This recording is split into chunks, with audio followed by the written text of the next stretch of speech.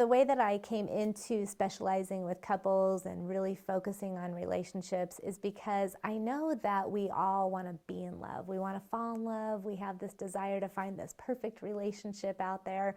And I realized that there is no perfect relationship. And that's where I come in as a counselor and a relationship expert.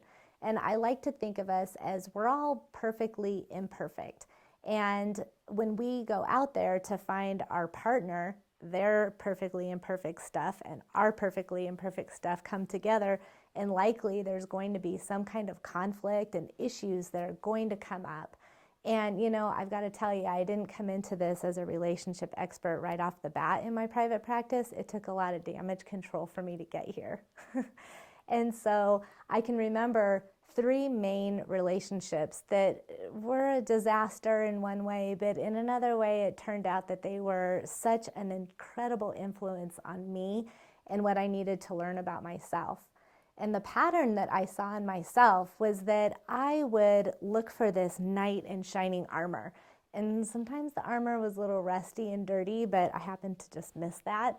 But I would come back to this relationship and I'd find this guy and he'd just sweep me off my feet and I'd think, oh, he's going to make everything okay.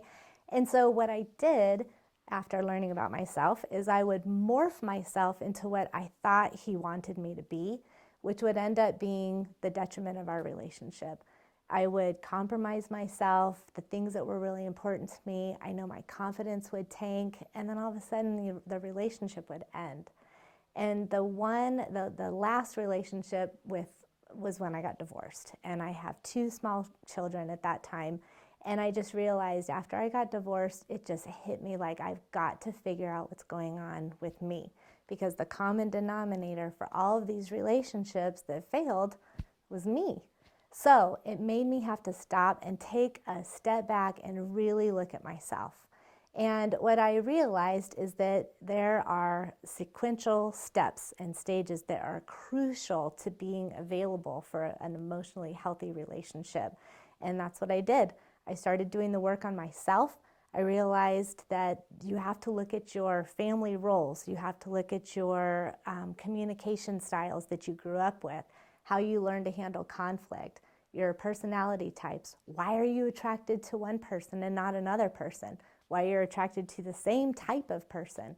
And I realized all of these things, and that's when I cracked the code of Tammy. I cracked the puzzle. I put my puzzle back together, and I ended up creating an online course, and I wrote a book, and I published the book.